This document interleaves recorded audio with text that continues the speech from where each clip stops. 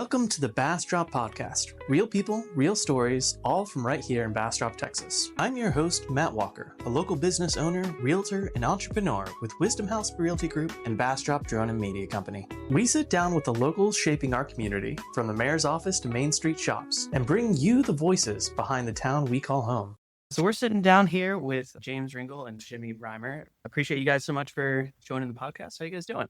Good. We're excited for this. Thanks for having us. Absolutely. So can you tell us a little bit about yourselves, your family, your career life, upbringing? Yeah, I'll let James go first. This is more interesting than mine. So I'm originally from Las Vegas, moved out here to Texas, got into UT for law school over in Austin, and liked it so much I decided to stick around. Recently bought a house, so that was exciting. Got a cat. Not a whole lot else going on. I'm from a small town south of San Antonio called Pleasanton. It's about 30 minutes south of San Antonio. Grew up there first 18 years of my life, then went to college at Southwestern over in Georgetown nearby, and went back to San Antonio to go to St. Mary's for law school.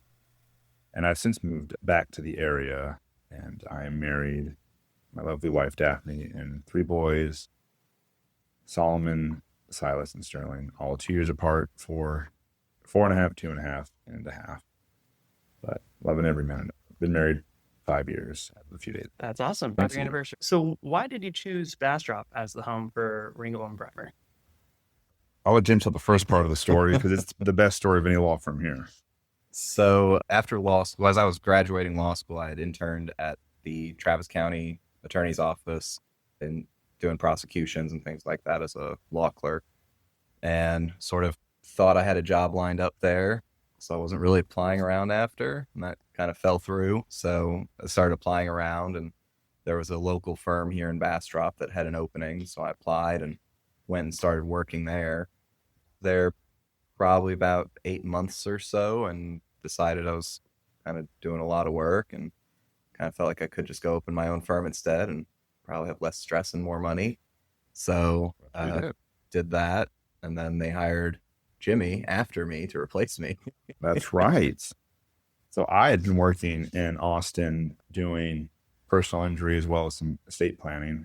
I worked for Ted Lorenz, as well as some other ones, but I wanted to do more business law and property. I saw this firm, said we do it all. So come on down. James Ringel just left, so I took his job, and I worked there for 3 days shy of a year, and I came to the same conclusion. I'm doing a lot. I'm bringing a lot of clients. I've met Mr. Ringel here at some bar events, and I thought, well, I should just form my own firm. And we did that just shy of 2 years ago, and it's been great looking back. Yeah. And I guess as far as why Bastrop, I mean, having started working here, it's easier to stay here when you've got clients here.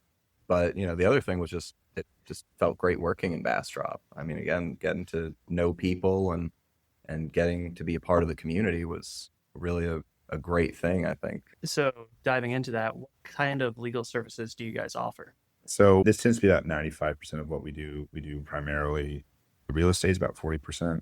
Then we do business law, which means contracts, mergers and acquisitions, LLC formation, lawsuits and where you're being sued or we're defending you, developers, contractors, all that stuff. We just all into business. We do that a lot. And then we do about 30% probate and estate planning, or about 25. There's another 5% of just odds and ends. Take a PI case here and there. We do a lot of evictions. So that's generally our bread and butter. We don't really do family law. We don't really do personal injury a whole lot. We'll do minor criminal stuff for DUIs. I like to take a little criminal law here and there. We never touch tax law, though. The tax code's like a million pages. We don't touch tax law. No. We don't generally do administrative law either, unless it's a small one-off thing, helping with TWC. Primarily those 3 areas about the majority of what we do. Your motto is small firm service, big firm results. What does that mean to you? I think the gist of that, or the core of it, really is that a lot of people, I noticed when I went out on my own, and we've continued to notice it after we partnered, was that there's a lot of people that call us and they're like, hey, you're the first law firm that actually answered my call. Heard that a lot. And I'm like, what do you mean? And then there's the constantly complaints. We've had a number of clients who came to us from other attorneys because they're like, I've been calling my attorney for a week every day and they're just not responding to me at all. That's that first part of our slogan, which is we have that sort of personal touch. We will answer your calls. We will get back to you. We get to know our clients personally. And then the second part of that is the big firm results, which is that I think we do a pretty good job with our cases. And so we've definitely had cases where we've had really good outcomes, including sometimes against some of the big law firms that are based in Austin or elsewhere. Including our personal cases. Yeah. So that's sort of the second part of that is that, so we'll give you that sort of personal touch, but get you the good results. We're not just going to say, hey, just settle. Whatever they offer, just take it.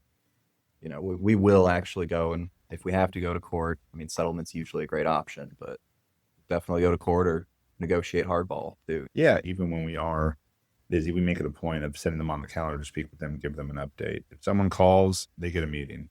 We don't push them out for a month or just say, he'll call you back later. They call on a meeting, they get put on the calendar 99% of the time that week, 50% of the time within 1 or 2 days. We really try to take care of people and make sure everyone goes away happy. Bastrop has seen significant growth in recent years. How has that affected your practice, and are you excited or concerned about the changes? I think, Double-edged sword. Yeah. I think on the one hand, I think it's great that Bastrop's growing, and it's definitely been good for our business between, more people coming in, more businesses opening up. More complex business types.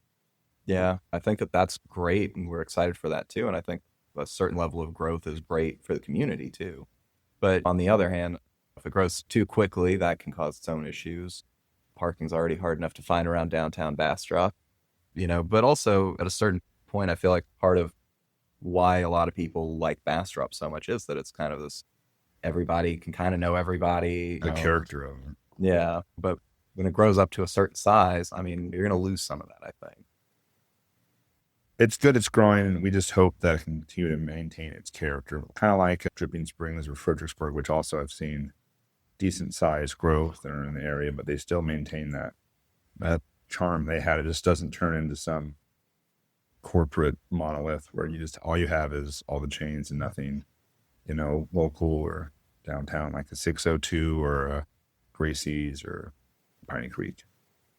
I think it is possible and definitely doable for Bastrop to keep that small town, downtown vibe and feel while still having that expansion on the outskirts. I mean, you look at 71 and they've got constant growth going on over there.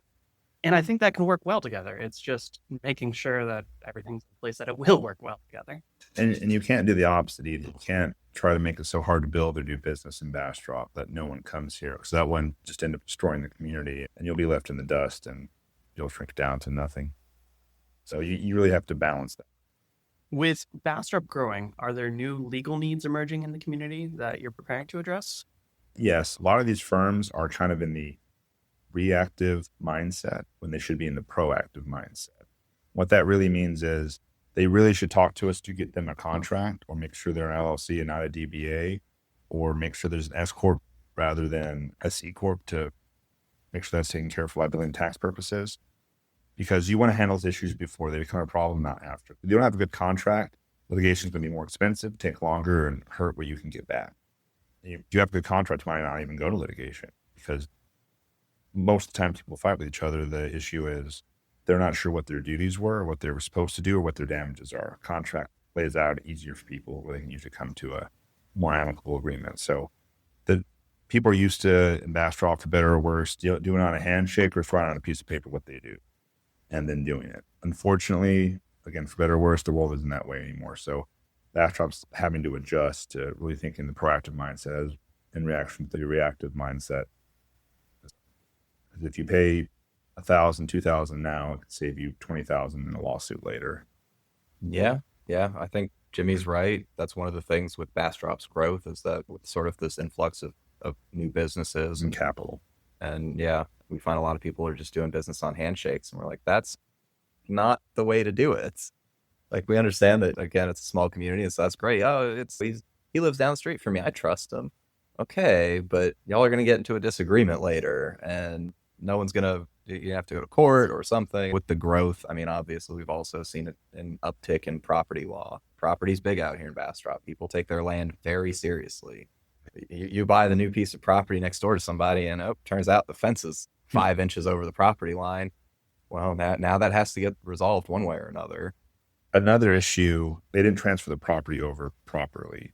It's usually through deeds or estates. A lot of these people going back to Reconstruction or the early 1900s have not transferred these estates of sometimes a few hundred acres, most of them about 5 to 20. But we've seen cases, no joke, where there's 100 different heirs, and it makes a headache to try to transfer it now. Can you share a success story from your time serving as lawyers? Yes. Our most interesting case, and probably I believe it was our first one together as business partners, was where a minor presidential candidate did not want to pay the subcontractors who formed some work on his campaign to try to get him on the debate stage for the Republican primaries. He didn't want to pay them, which was about $750,000. So we sent a demand letter and got a response back. We basically got our client paid like 24 hours after we started the whole thing. We sent it, I think, like 5 o'clock that evening. And the next morning, he was calling them or something like that. And they said, we'll pay it. We're sorry, we weren't trying to mess with you. So we'll pay it. We'll get it to you by 1. I said, all right, 11:30. That's fine. I told the client, I said, nope, my subs are going to leak this to the media, so they need to pay. So they wanted to pay by 5. I said, no, we need to receive payment by 1. So we received proof of a wire for $750,000 by 12:30 p.m. Yeah. Oh, that was probably one of our first really big interesting cases. They rarely resolve that quickly. Oh my goodness. What's the biggest challenge you face starting your own practice? I think the 2 big ones, and I think these are maybe unsurprisingly pretty common, I feel, amongst a lot of business owners. I don't think it's unique to opening a law firm, but I mean, startup costs and slowly realizing how much sort of administrative stuff you just have to keep doing to keep a business running. And now, thankfully, we've got a great office manager and our secretary up front, Henrietta, and they do a great job at helping take a lot of that off of our plates. But, until that happened, and that was only January. Yeah, January. Until that happened, we were kind of having to do all the administrative work ourselves. It was stressful. Yeah. And then you're doing all of that and you're looking at it and you're going, why aren't I doing things that are making me money? So I think that those are probably the 2 sort of biggest things. I'll add the third one. Another big thing, and he'll agree with me, I mentioned, I forgot that one, is finding qualified people that can work in the legal area in Bastrop. Yeah. From finding attorneys to paralegals, we don't have a hard time finding clerical staff, especially finding an attorney who A, wants to work in Bastrop, and B, doesn't want to charge you more for driving there, because they usually live in Austin. Almost impossible to find it. There's a shortage of attorneys in the county as it is, but it's very hard to find someone who either wants to come from Williamson County, Hayes, or Caldwell County, or Travis County. They usually want to charge you more to higher pay than what they'd receive there because they're having to drive there. What we offer in pay and benefits is competitive with Austin. We don't give a premium for driving out there, so very hard to find another attorney or paralegal. And usually when we do, it takes in the nature of 2 to 4 months. Yeah. What's one piece of legal advice you wish more people knew? We really wish people knew that you shouldn't really just go do business under your own name unless you're doing such a small amount. I mean, if you have just an Etsy store, you bring in like maybe $10,000 per year, maybe it doesn't make sense to put down money to make an LLC corporation, but most of the time it makes dramatically large amounts of sense. These people, especially contractors, are earning their living. Doing that and have a good contractor just so important. Yeah. I think that's one of the big ones that wish more people understood, like the need for a good contract.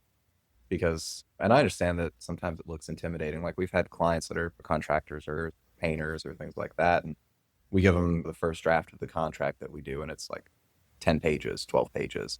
And they're like, this is pretty long. This is going to like scare my clients. And I'm like, well, you kind of want to scare them from suing you, but they can just tell them to like skim through it. It's good.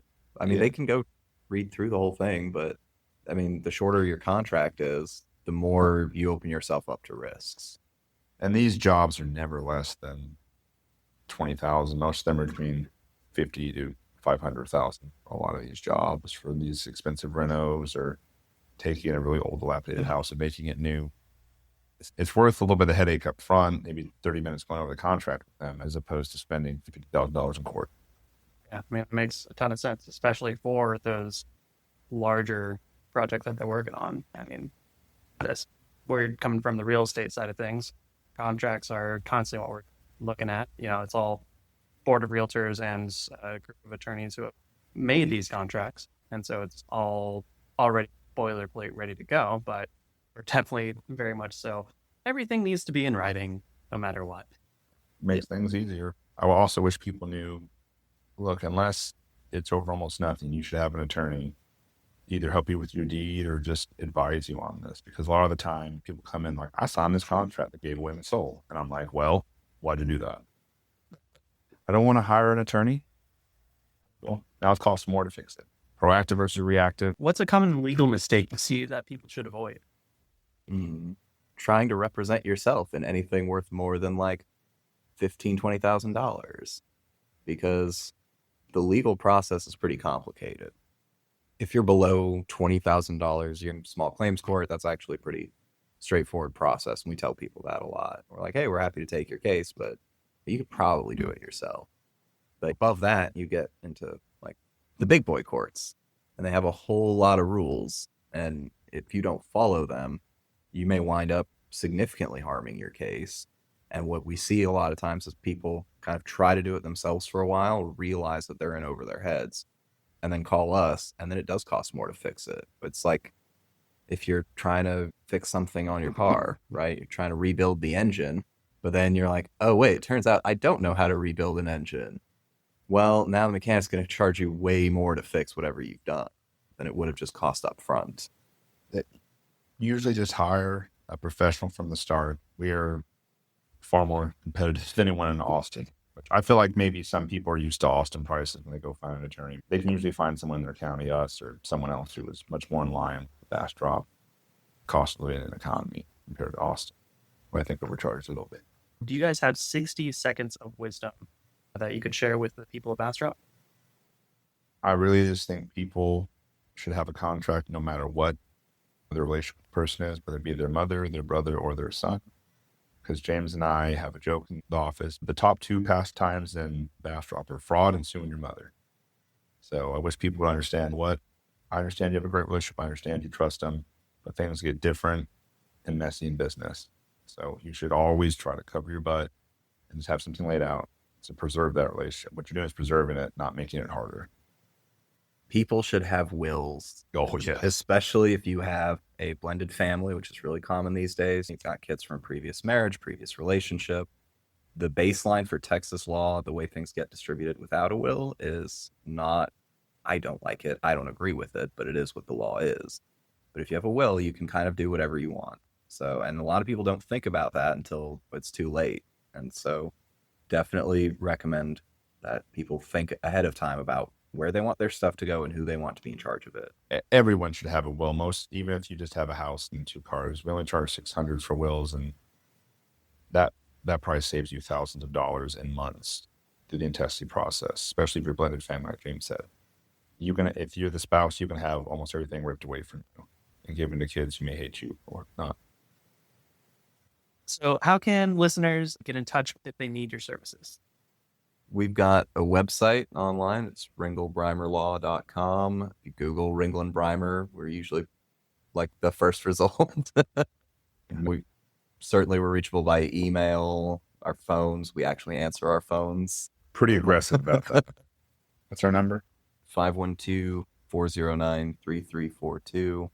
I mean, we've also got a Facebook page and an Instagram page that one of our lovely paralegals, Lisa, handles, because we're just like, that takes too much time for us to do.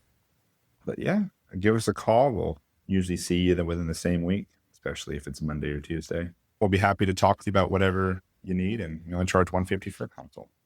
Awesome. I appreciate it so much, gentlemen. It's been great chatting with you, and hope you have a great rest of your day. Thank you. Thanks. You too. Thanks for having us.